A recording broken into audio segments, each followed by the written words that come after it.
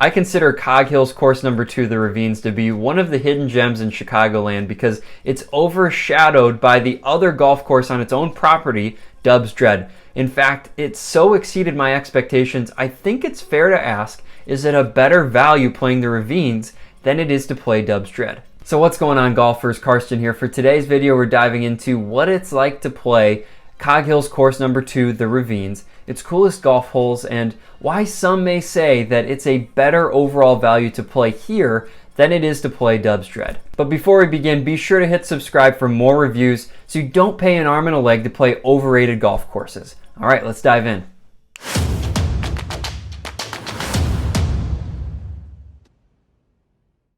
Cog Hill is a staple when it comes to golfing in the Midwest and is home to 4 different golf courses, the most popular of them being DubsDread, the only Illinois golf course in Golf Digest's top 100 public courses, which, a quick side note, is just ridiculous because there's so much good golf here in Illinois, but I digress. I was curious to see if the Ravines was just living off the hype of being the sister course to DubsDread, and on the first tee I even leaned over to my father-in-law and said, I wonder if this is just the redheaded stepsister, and I'm proud to say I was wrong on that one.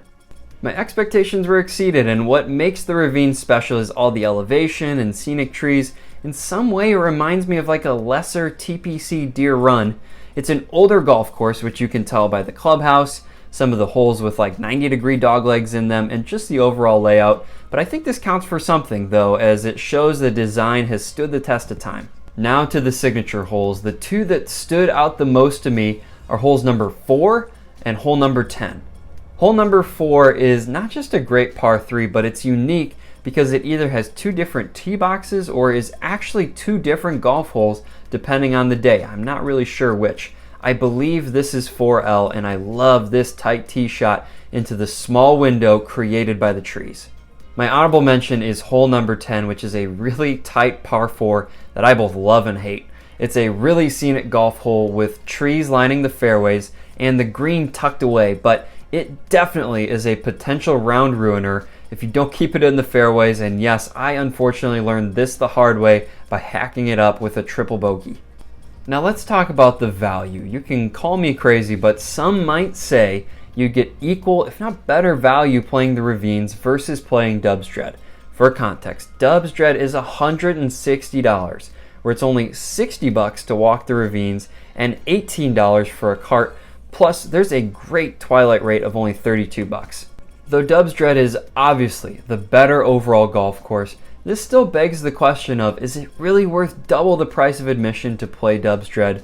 My opinion is this: if you haven't, everyone should play DubsDread at least once, as it really is an amazing golf course with some great history. I mean, how many golf courses can we say were designed to try to be tiger-proof? Once you play it though, I wouldn't blame anyone who prefers to play the Ravines because of the value.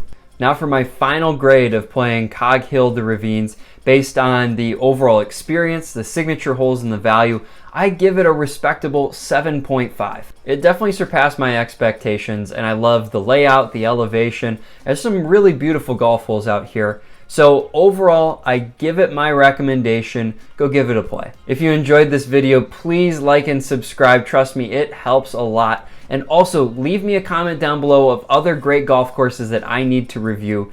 Thank you again for watching, and as always, play well, my fellow hacks.